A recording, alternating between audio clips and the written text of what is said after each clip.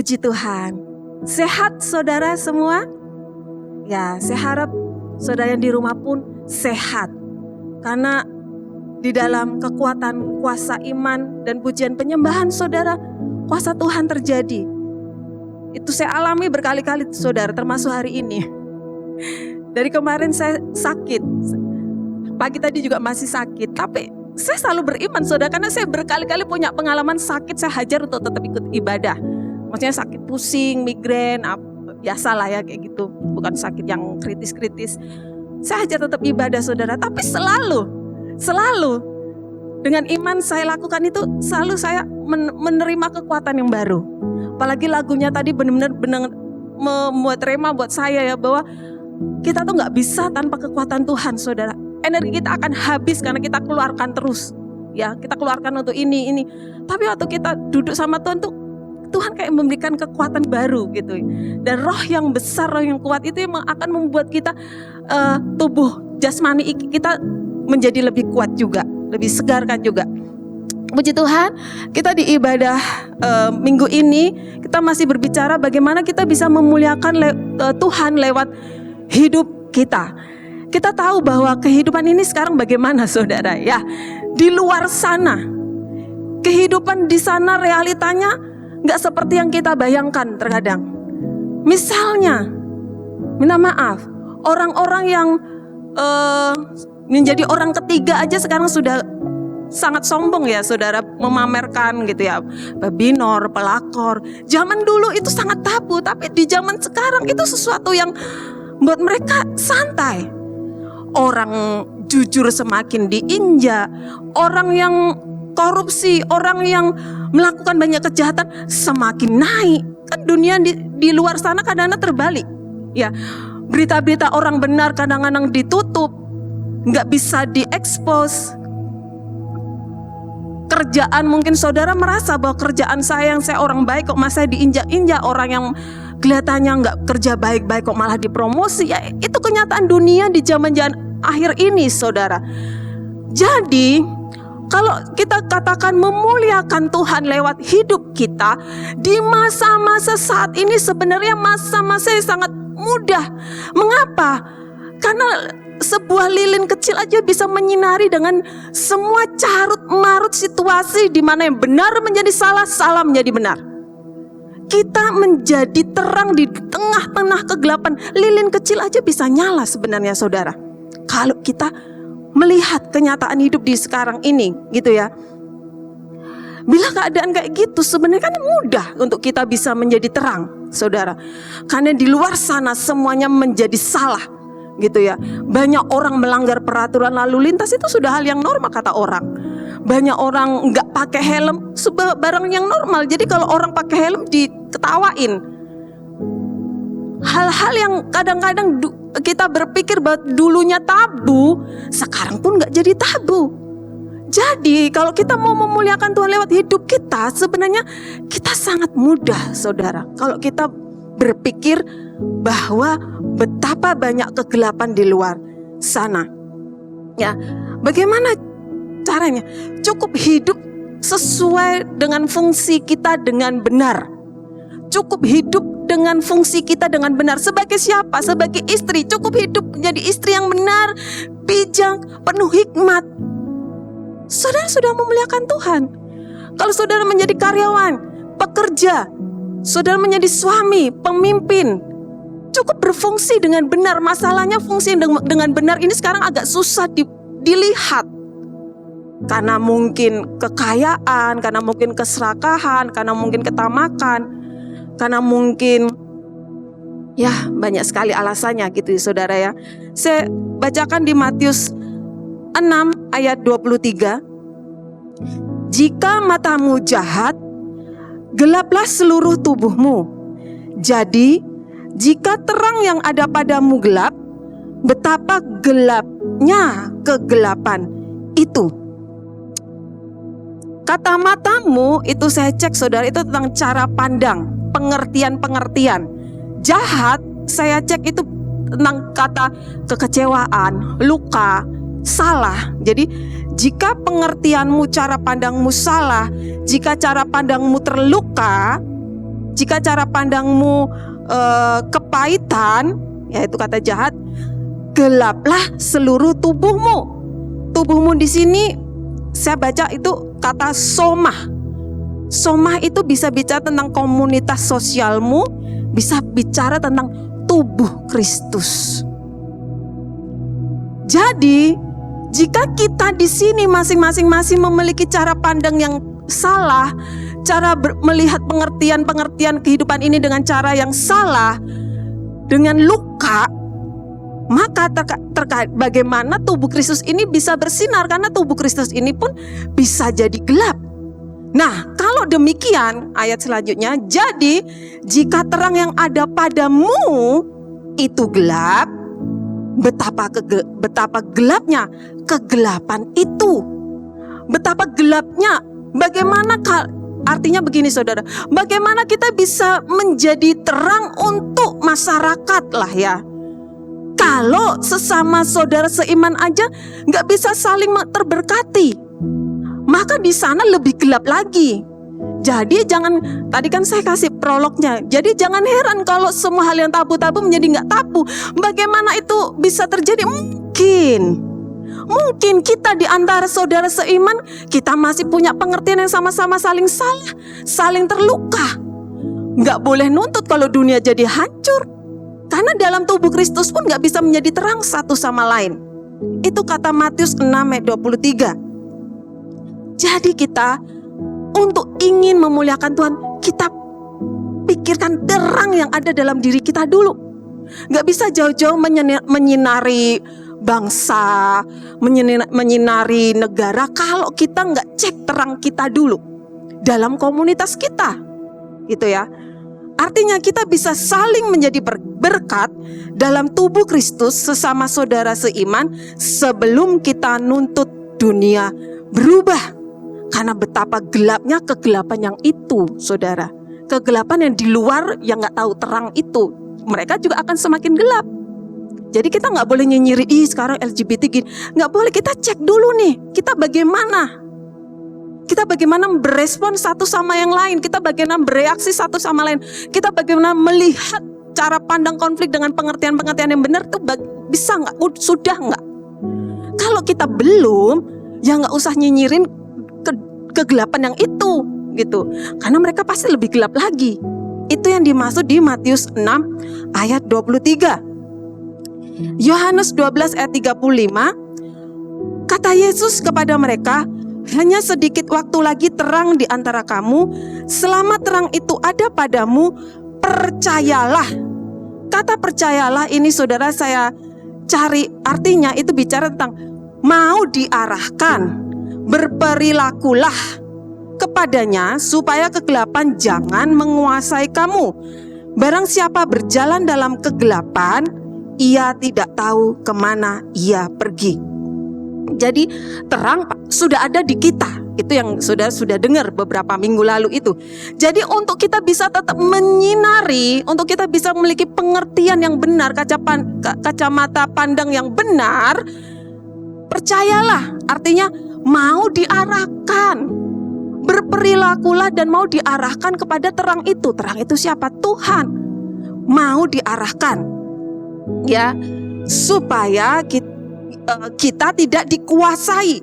Saat kita nggak mau diarahkan oleh Roh Kudus, saat kita nggak mau dituntun oleh Roh Kudus dan kita memilih untuk melihat cara pandang dengan pengertian yang salah, kita memilih untuk terluka terhadap masalah tersebut, maka kegelapan akan menguasai kita. Saat kegelapan akan menguasai kita, maka gelaplah, semakin gelaplah kegelapan yang lain itu. Itu maksud saya, gitu ya saudara. Dan mereka tidak tahu kemana mereka pergi, kata Yohanes 12 ayat 13. Kasihan, Tuhan sudah memberikan terang untuk kita supaya kita menyinari kegelapan itu. Tapi kalau kita sendiri dalam tubuh Kristus gelap, ya lebih gelap lagi yang di luar sana. Itu ya saudara. Dua hal saja yang saya mau ingatkan kembali, saya rangkum dari beberapa teman yang sudah sharing di tempat ini. Yang pertama, dua hal penting yang harus kita ingat dalam memuliakan Allah. Yang pertama, memuliakan Allah adalah hasil dari kita berhubungan dengan Allah. Artinya, Memuliakan Allah itu gak bisa gimmick, saudara. Memuliakan Allah itu gak bisa pura-pura. Memuliakan Allah itu gak bisa menipu. Karena itu hasil dari hubungan saudara dengan Tuhan. Seberapa jauh saudara berhubungan dengan Tuhan, seberapa itulah saudara bisa memuliakan Tuhan. Itu pasti, saudara. Gak bisa gimmick. Kalau mungkin memuji ya oke lah, kita gak bisa ini. Tapi maksud saya ini dengan cara hidup kita. Kan judulnya memuliakan Allah lewat cara hidup kita. Kalau kita mau gimmick, saudara, mau pura-pura, seberapa lama kita pura-pura, ya kan? Seberapa lama itu capek, beban. Ayo, yang volunteer ini harus pakai helm. Kalau nggak pakai helm, kan capek lama-lama kan, saudara. Kalau nggak dari hubungan kita dengan Tuhan, capek. Nanti ditegur lagi. Aduh, kalau ada plat ini, gitu kan. Capek, saudara, kalau kita memuliakan Allah dengan gimmick gitu ya, dengan pura-pura dari luar saja. Tapi bukan hasil dari pengertian kita dengan Tuhan nih. Hasil dari kita mengasihi Tuhan nih. Itu akan capek, saudara. Ini ayat pokok yang sudah sering dengar. Yohanes 15 ayat 8. Jikalau kamu tinggal di dalam aku dan firmanku tinggal di dalam kamu. Ayat 7 sama 8 ya. Mintalah apa saja yang kamu kehendaki dan kamu akan menerimanya. Dalam hal inilah Bapakku dipermuliakan, yaitu jika kamu berbuah banyak, dan dengan demikian kamu adalah murid-muridku. Saudara sudah dengar berkali-kali bagaimana kita bisa memuliakan Allah jika kita berbuah. Berbuah ini adalah pero. Pero itu apa, saudara? Bertahan menanggung kerasnya sesuatu.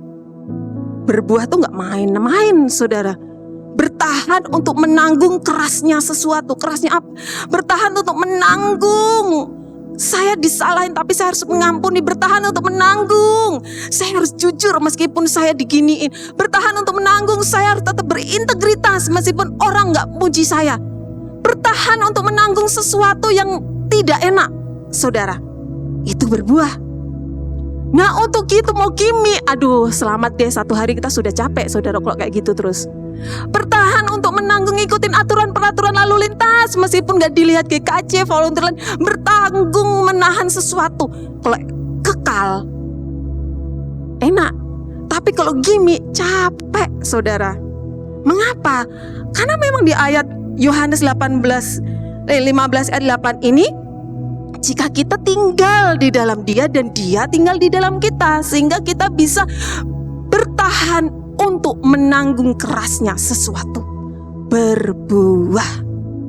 Ya, saat kita tinggal di dalam Dia dan Dia di dalam kita. Mau 10 tahun kayak mau 11 tahun, kita tetap bisa bertahan, saudara. Bukan karena saudara atau bukan karena saya, tapi karena Tuhan ada di dalam kita. Sehingga kita bisa bertahan menanggung sesuatu itu. Itu saudara berbuah. Itu saudara sedang memuliakan Tuhan. Enggak gimmick, enggak beban, enggak capek. Enggak pura-pura, enggak munafik. Bagaimana capeknya kita munafik? Kata-kata yang elegan di gereja gitu. Capek kan, saudara, kalau kita di luar suka maki-maki. Tiba-tiba keceplosan lagi nanti, ya kan? Waduh, keceplosan. Karena kita berusaha dengan kekuatan kita. Padahal untuk memuliakan Tuhan gak ada satu cuil pun kekuatan kita untuk bisa memuliakan Tuhan. Itu karena Dia yang memampukan kita. Karena kita berhubungan dengan Dia, secara otomatis kita bisa memuliakan Tuhan. Secara otomatis terang itu bersinar karena kita colok itu dengan sumbernya, yaitu Tuhan. Gak perlu kekuatan manusia, saudara. Itu berjalan dengan sendirinya. Kok bisa ya orang itu bisa lembut ya? Kok bisa orang itu bisa bersabar dengan ujian? Itu dia karena dekat sama Tuhan aja. Kok bisa ya istri itu bisa bertahan dengan pasangannya? Itu karena dia dekat dengan Tuhan, gak gimmick. Karena dia kalau gak dekat dengan Tuhan pasti cerai, ya kan? Pasti pisah. Kalau ada orang bertahun-tahun menanggung sesuatu dengan baik, cek, pasti ada sesuatu dalam dirinya bersama Tuhan. Ada sesuatu yang dalam akarnya bersama Tuhan. Ya, untuk berbuah kita harus memiliki hubungan dengan Tuhan, saudara. Karena dunia ini begitu hebatnya menguras energi kita secara nggak sadar. Lewat semua informasi, lewat semua konflik-konflik yang sengaja nggak tersengaja, lewat semua beban tugas tanggung jawab pekerjaan, bahkan lewat semua tanggung jawab yang kegiatan rohani, itu bisa menghabiskan energi kita habis-habisan.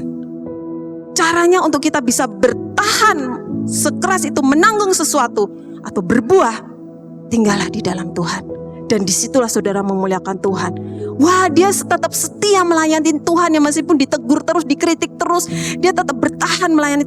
Dia sedang berbuah, saudara. Dia sedang memuliakan Tuhan. Kita sedang memuliakan Tuhan. Ya. Selain itu, berbuah artinya berfungsi sebagaimana sewajarnya. Kalau pohon mangga pasti, kalau pohon itu benar dan sehat, ya buahnya pasti menghasilkan sesuai dengan musimnya. Wajar, nggak perlu diheboh-hebohkan. Nih loh aku jujur, nih loh aku sabar. Itu wajar, saudara. Nggak perlu kita pamer-pamerkan. Itu sesuatu yang normal kalau anak Tuhan sabar, anak Tuhan lemah lembut, anak Tuhan memberikan damai sejahtera. Itu wajar, gak perlu kita sombong. Karena itulah selayaknya anak Tuhan berbuah. Ya, itulah selayaknya dan semestinya fungsi itu berjalan. Yang gak wajar ya kalau anak Tuhan gak punya itu semua, ya, 9 buah roh itu. Ya, damai, sejahtera, sukacita. Anak Tuhan selalu ngeluh. Pertanyaan, tapi kalau anak Tuhan selalu damai, sukacita, setiap ada orang itu kok bikin adem, itu wajar. Saudara memang hakikatnya harus seperti itu. Ya. Saat kita punya hubungan dengan Tuhan. Jadi saudara, memuliakan Tuhan tidak selalu berkaitan dengan beragama Kristen. Kalau kita berpikir, kok Kristen gini? Karena agama itu ciptaan lembaga manusia supaya teratur, rapi dalam kebangsaan, kenegaraan. Tapi saudara tahu berkali, kekristenan bukan agama, kekristenan adalah hubungan. Jadi kalau misalnya dia orang Kristen kok gini, itu mungkin beragama Kristen. Tapi apakah dia mengikut Kristus? Gitu ya. Gak heran kalau kadang-kadang bahkan orang yang seagama dan dengan kita bahkan mungkin lebih buruk daripada orang yang gak seagama dengan kita. Terkadang gitu kenyataannya. Ya karena kekristenan bukan sebatas agama, tapi hubungan dengan Tuhan, maka kita bisa menanggung kerasnya sesuatu. Ya. Kalau kita tahu siapa Tuhan kita, siapa yang kita obrolin setiap hari, siapa yang membantu kita setiap hari, siapa yang menguatkan kita setiap hari, siapa yang memberikan penghiburan buat kita setiap hari, saudara. Saudara akan melakukan itu hal yang sama terhadap sesama saudara. Apa yang Tuhan berikan buat kita, kita akan berikan juga sama dengan saudara seiman kita. Itu memuliakan Tuhan. Kalau kita dengan Tuhan aja macet, kita gak bisa melakukan itu dengan sesama banyak, dengan kurun waktu yang lama. Kalau kita dengan Tuhan macet, beban,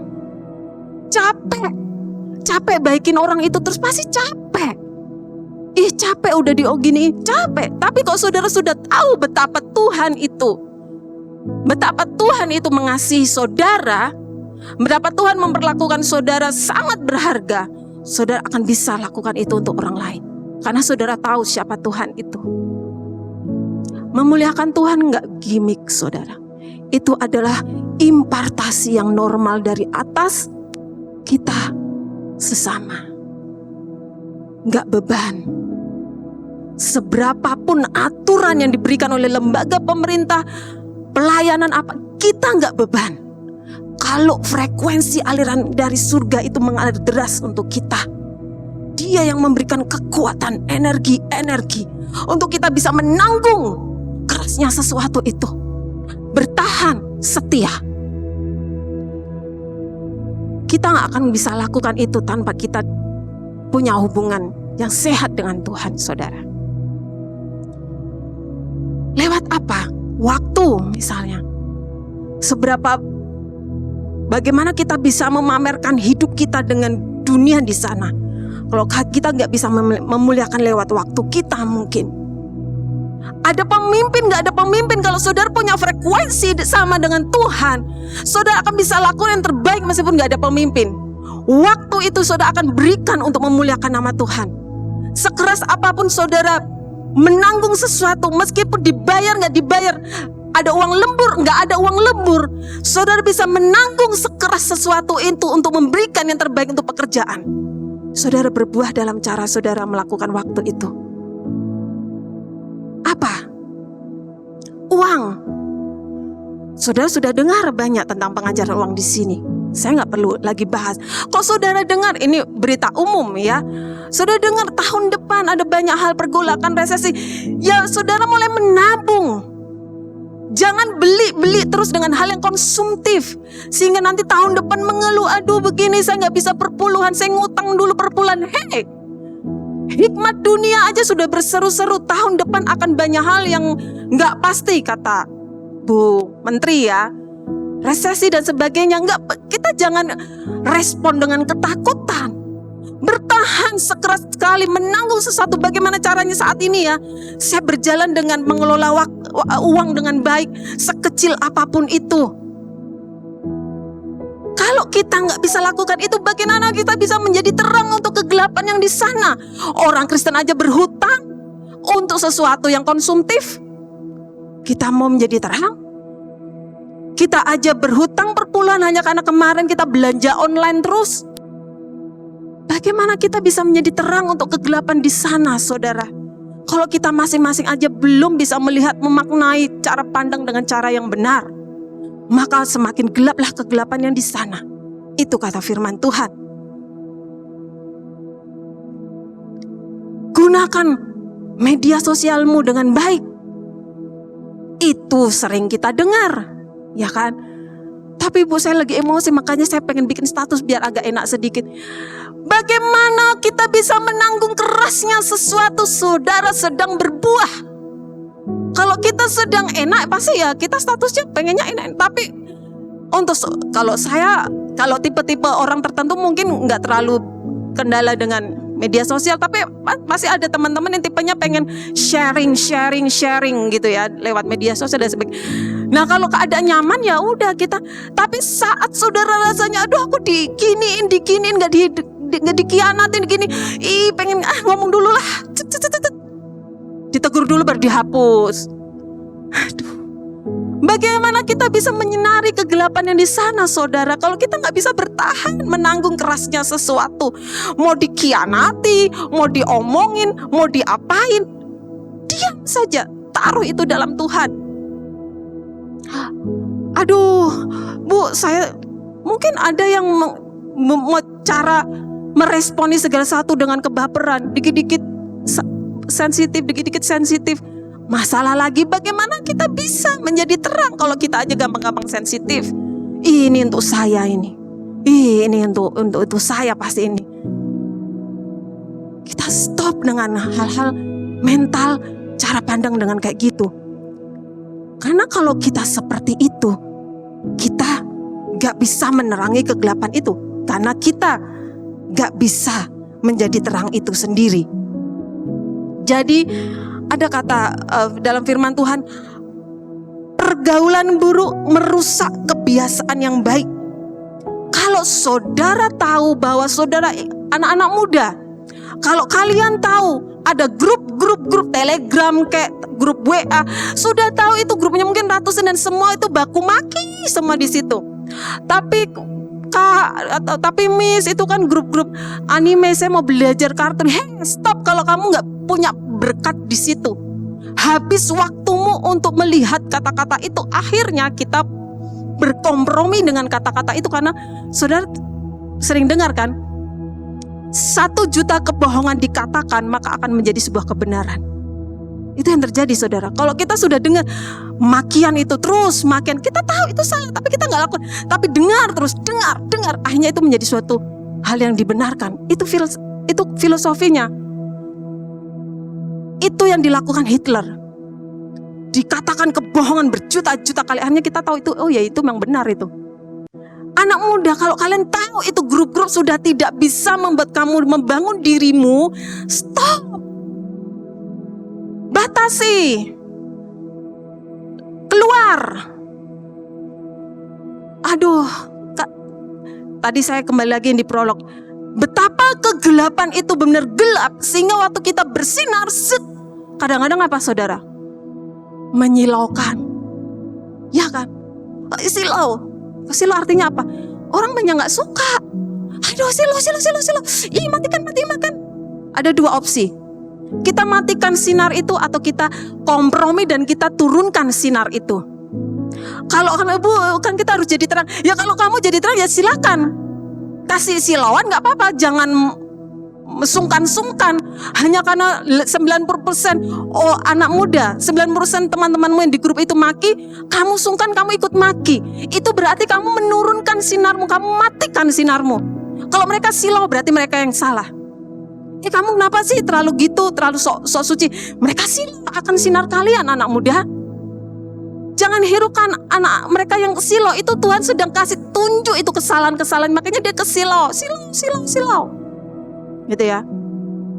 Kita yang punya komunitas-komunitas yang sudah tahu. Komunitas 90% merokok semua.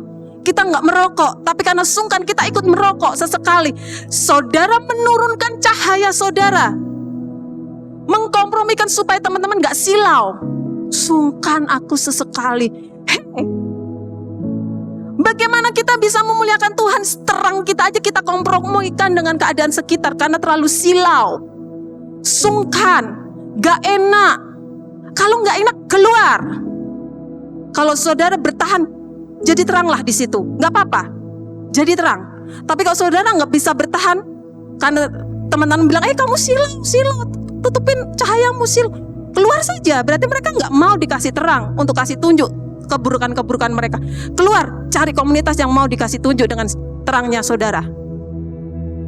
Terang itu sementara ada saudara.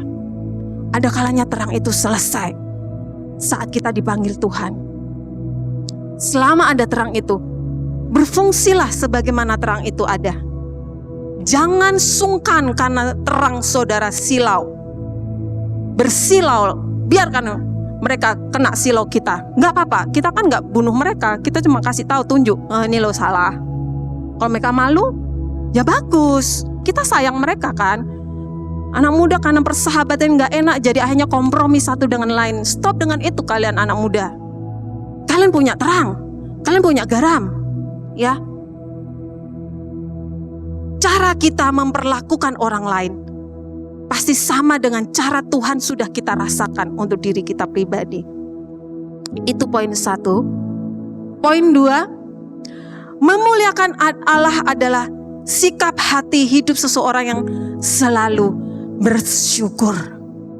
Yang saya mau ambil nih tentang Matius 21 ayat 4-5 itu bicara tentang keledai. Saudara, waktu saya merenung kok tiba-tiba saya ingat keledai ini ya.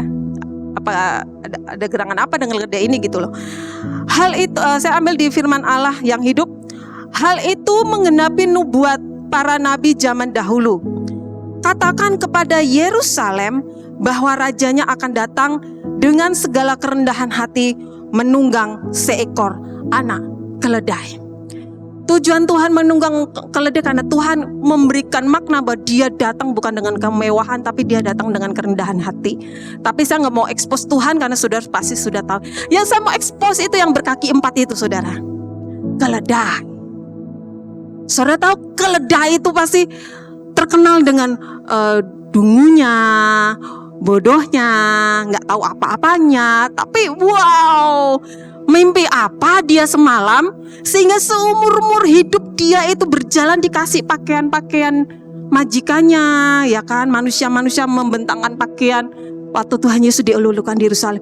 Mimpi apa dia sampai dia ikut dapat cipratannya, Hosana bagi sang raja. Wah, Ya, mimpi apa dia saudara? Yang saya pikir, karena keledai mau ditunggangin, dia nggak memberontak, dia mau diambil. Kan ambillah keledai yang di sana kalau saudara baca ya. Coba bayangkan kalau keledai itu kaget, langsung dia pergi berlari, ya nggak ada cerita ini. Nggak ada keledai yang dimuliakan meskipun dapat cipratannya sebenarnya Tuhan yang dimuliakan. Tapi kan dia ikut juga ya kan. Karena minggir ada keledai lewat. Padahal kan sebenarnya Tuhan yang lewat. Tapi karena Tuhan duduk di atas keledai ya, keledai ikut menikmati. Nah, apa hubungannya dengan rasa syukur saudara? Bersyukur artinya tunduk terhadap proses hidup yang diberikan Tuhan. Tunduk kepada yang memberi kehidupan. Kita bersyukur itu adalah kita tunduk terhadap proses yang Tuhan sudah berikan, apapun itu.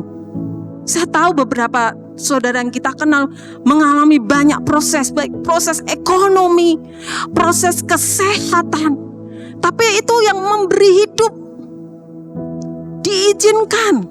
Entah itu sebab akibatnya bagaimana, tapi itu diizinkan terjadi. Orang yang mau bersyukur berarti menerima proses itu. Tunduk, enggak memberontak, enggak berusaha mencari pembenaran. Ya, kita bisa memuliakan Tuhan lewat situasi proses itu, apapun itu. Waktu Tuhan nomor satu kita di bawah. Waktu kita memprioritaskan Tuhan lebih daripada kita sendiri. Keledai nggak bilang, aku dong, aku kan enggak kan. Dia memprioritaskan Tuhan. Tapi dia akhirnya juga bisa dipakai oleh Tuhan. Bersyukur saudara, kalau doa saudara belum terkabul saat ini. Bersyukur kalau saudara masih pas-pasan hari ini. Bersyukur kalau saudara belum dapat pekerjaan hari ini. Semuanya diizinkan Tuhan terjadi. Semuanya ada hikmat tersendiri. Bersyukur terhadap kerasnya rumah tangga saudara, kerasnya pekerjaan perjuangan saudara. Bersyukur karena waktu saudara menerima proses itu, saudara sedang memuliakan Tuhan. Bukan hanya waktu kita memuji di gereja, tapi saat saudara bersyukur melewati, menerima keadaan, mungkin orang tua yang sakit berkali-kali, mungkin anak yang sakit, mungkin kebutuhan yang selalu ada yang besar. Bersyukur saudara. Mari kita bersyukur sama-sama, termasuk saya juga. Bersyukur karena itu yang memberi adalah Sang kehidupan itu sendiri. Jalani tanpa mengeluh. Jalani dengan rendah hati. Gak usah memberontak. Kalau ujian itu karena kelalaian kita, rendah hati perbaiki, jalani. Kalau ujian itu karena untuk menguji iman kita, jalani dengan besar hati hari per hari. Saudara sedang memuliakan Tuhan. Orang dunia akan melihat, wow, dia diuji begitu rupa, tapi dia bisa bertahan. Rumah tangganya tetap adem ayem, anak-anaknya tetap terpelihara dengan baik. Terang itu bersinar saudara. Bersyukur, lewati lembah kekelamanmu dengan ungkapan syukur. Jangan mengeluh, jangan salahkan situasi A, situasi B karena ini, karena alasan ini. No, meskipun mungkin iya, tapi gak usah. Syukuri, terima konsekuensi dengan lemah lembut, perbaiki, jalani. Dia yang ambil alih. Amin. Dia yang ambil alih saudara. Dia gak akan biarkan anaknya berjalan ketimpangan. Gadanya yang akan menuntun kita. Dia adalah gembala yang hebat. Kalau kita terperosok, dia yang tuntun kita. Kita ditabok mungkin, tapi dia yang tuntun kita. Dia gak akan lepaskan satu detik pun hidup saudara.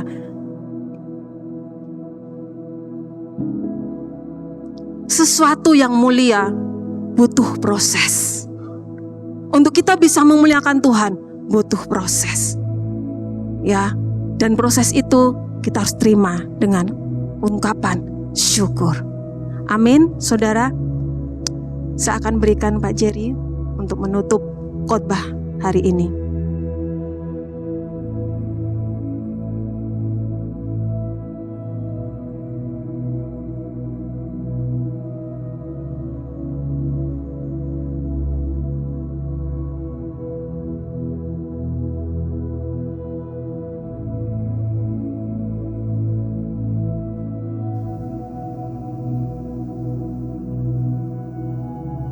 Oke, saudara, saya tutup. Kita lihat Matius 5 ayat 13. Matius 5 ayat 13. Lalu setelah itu saya undang semua teman-teman Praise and Worship untuk bantu. Baca sama-sama ya, Matius 5 ayat 13. Kamu adalah garam dunia. Jika garam itu menjadi tawar, dengan apakah ia diasinkan? Tidak ada lagi gunanya selain dibuang dan diinjak orang. Garam itu memberi rasa. Betul ya? Setuju?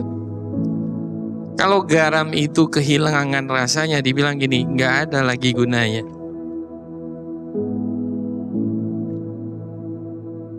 Apa yang membuat hidup kita itu punya rasa? Pernah nggak saudara mikir?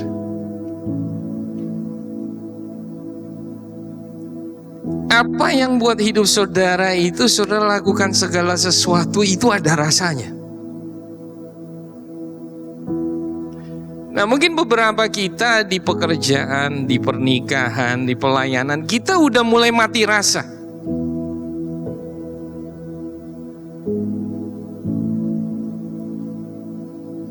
Saudara melakukan segala sesuatu udah seperti kewajiban, rutinitas, dan saudara mulai kehilangan arah. Kita mulai bersungut, kita mulai mengeluh, kita mulai membandingkan dan semuanya. Kenapa?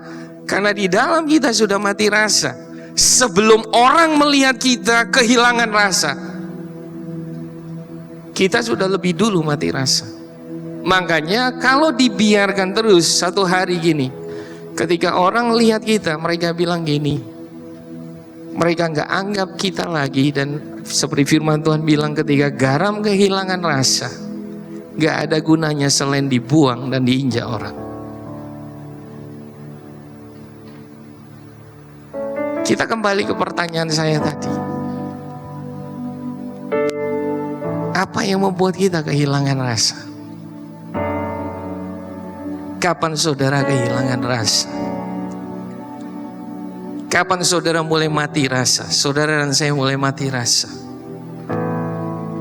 Ketika saudara menyembah Tuhan, ketika saudara melayani, ketika saudara bekerja, saudara udah nggak ada rasa apa-apa. Hanya satu hal. Ketika saudara tidak lagi melakukan dengan dasar adalah kasih Tuhan. Tadi pagi Pak Jeki dengan sangat indah dia menjelaskan. Ketika kita mulai kehilangan kasih, kita memuliakan Tuhan hanya sebagai sebuah kewajiban.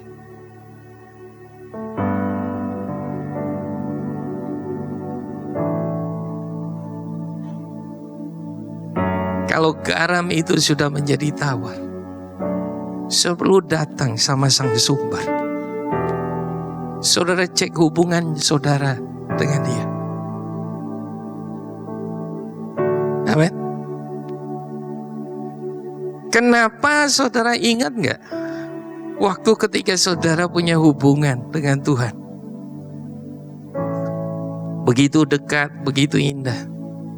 Proses yang berat bisa datang, tapi saudara tetap kuat. Saudara tetap bersuka cita di tengah-tengah penderitaan. Saudara gak mati rasa. Saudara gak kehilangan rasa. Saudara kenapa? Karena kasih Tuhan itu yang memberi rasa buat hidup kita. Makanya Yesus bilang, di luar aku kamu gak bisa buat apa-apa.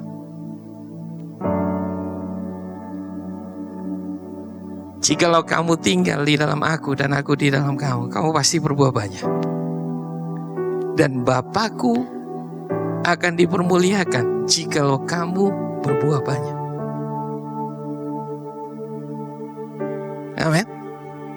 Kenapa hari-hari ini saya sampaikan bahwa ayo kita ambil waktu, kita punya hubungan dengan Tuhan makin dalam. Ingat Paulus berdoa dan dia bilang, aku berdoa supaya kamu mengenal kasih Allah, betapa panjang, lebar, tinggi, dan dalam. Panjang, lebar, dan tinggi itu bicara tentang ini, sesuatu yang bisa diukur, dilihat oleh mata. Tapi hari-hari ini Tuhan pengen kita dalam. Kita tidak menyembah supaya dilihat orang, kita tidak melayani supaya dapat pengakuan orang. Kita tidak memberi supaya diberkati. Orang bilang kita sukses. No. Saudara tahu, saudara lakukan semuanya itu karena kedalaman kasih saudara sama Tuhan. Saudara tahu seberapa besar dia mengasihi saudara. Dia mati buat saudara. Sampai kita mati ketemu dia, kita nggak akan pernah bisa membalas semua yang sudah dia beri, sedang dia beri, dan yang akan dia beri dalam hidup kita. Amin.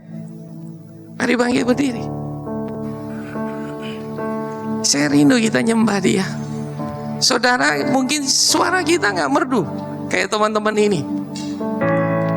Ya kadang-kala saya bilang kalau saya nyanyi semua kabur, jemaat bisa kabur, saudara. Tapi saya tahu, saya nyanyi bukan supaya orang senang atau suka. Saya nyanyi karena saya tahu saya ingin kasih sesuatu yang indah buat Tuhan. Dan bagi Tuhan, penyembahan yang terbaik itu selalu sesuatu yang keluar dari hati kita yang paling dalam. Falling down in worship, to sing the song of ages to the Lamb. And all have gone before us, and all who will believe will sing the song of ages to the Lamb. Your name is the highest, your name is the greatest, your name stands above them all thrones and dominions, all powers and positions, your name stands above them all, and the angels cry, holy, all creation cries, holy,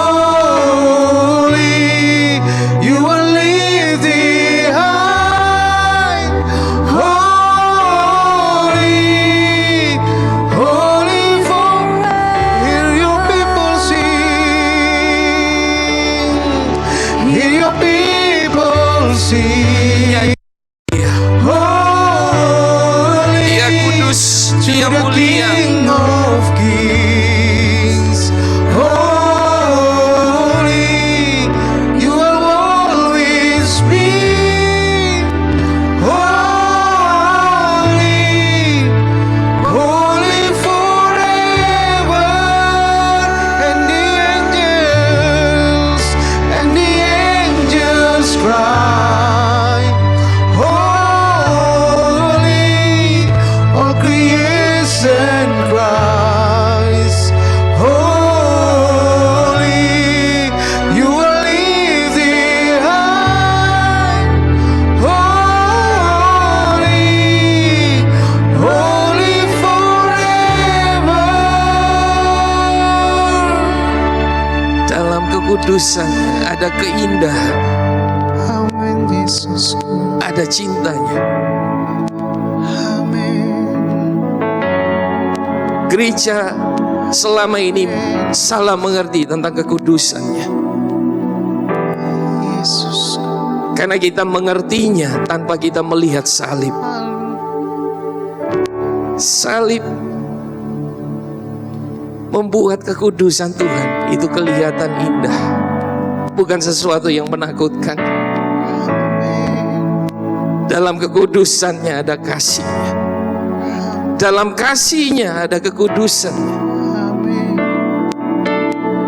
Itu yang membuat Yesus setiap kali dia berjalan, dia bertemu dengan orang-orang berdosa, mereka melihat ada sesuatu yang menarik dari dirinya.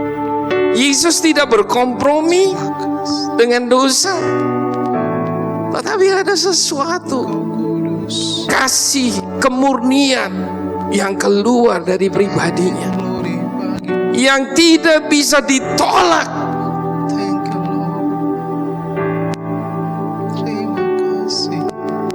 Yang membuat Zakheus rela naik di atas pohon,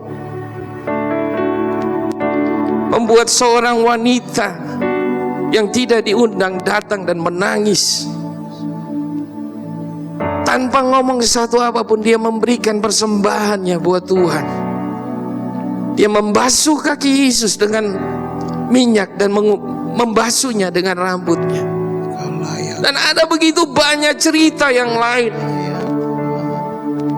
Itulah yang mereka rasakan ketika bertemu dengan garam dan terang dunia. Itu membuat hati mereka yang mati rasa menjadi kembali hidup. Karena cinta dan kasihnya. Memuliakan Tuhan bukan sebuah program, bukan sekadar sebuah khotbah, tetapi sesuatu yang keluar dari sebuah hubungan kasih dengan Dia. Sebuah kerinduan yang keluar dari setiap kita.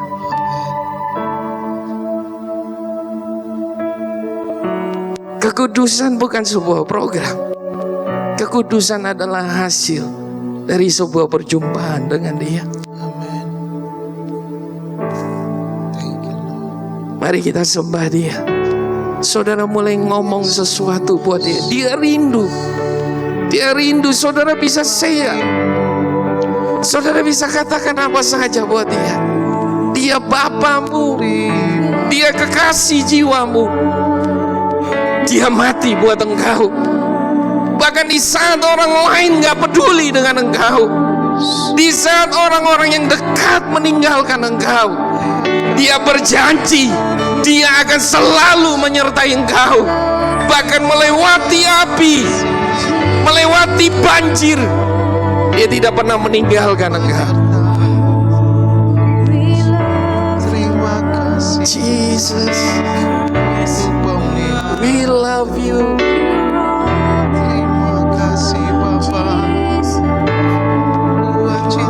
Engkau indah Tuhan, Engkau indah, Engkau mulia, Engkau ajaib, Engkau agung, Engkau kudus.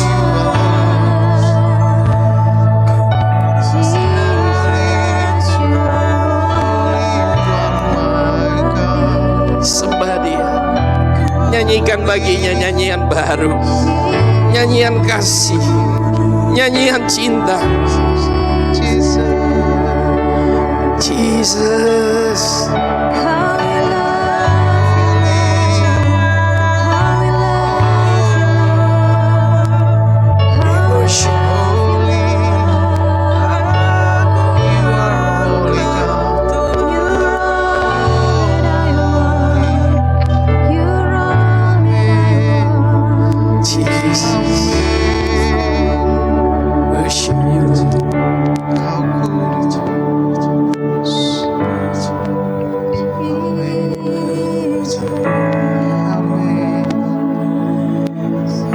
ada di tengah-tengah kita. Dia rindu memulihkan setiap kita yang mulai mati rasa dalam pernikahan, dalam pekerjaan, dalam pelayanan, dalam semua hubungan kita. Jesus, Jesus, Jesus. Ambil waktu, ambil waktu, ambil waktu. Sembah Dia, sembah Dia, sembah Dia. Sembah Dia, sembah Dia. Sembah Dia. Semakin kita menyembah Dia, semakin kita diubah menjadi serupa dengan Dia. Jesus, Jesus, Jesus, Jesus, Jesus. Engkau layak, Mulia Tuhan, Engkau layak, Engkau layak, Engkau mulia. Engkau agung Yesusku, Engkau agung Bapakku. Haleluya. Kudus membeban, Syatakara la la la la la la la la. Kau pulihkan kami. Syatakara la ba la ba la ba la ba. Saudara yang bisa berdoa dalam bahasa roh, mari kita berdoa dalam bahasa roh. Saudara yang belum bisa berbahasa roh, berdoa dalam bahasa akal budi saudara. Syatakara la la la la la la. Syatakara la la la la la. Yesus, Syatakara la la la la la. Syatakara la la la la la la la la la la la la la la la la. Roh Kudus, Engkau tahu setiap apa yang kami butuhkan. Syatakara la la la la la la la. Setiap kami Tuhan yang datang dengan pergumulan. Syatakara la la la la la la la la. Yesus yang Syatakara la la la la la. Yesus kau Syatakara la la la la la la la. Syatakara la la la la la la. Syatakara la la la la la.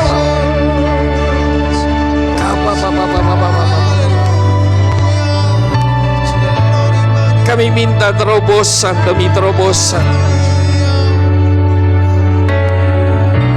sebab Engkau adalah Baal Perashit, Allah yang menerobos Tuhan setiap penghalang dalam setiap kami, sikap kami, kebiasaan kami, kelemahan kami.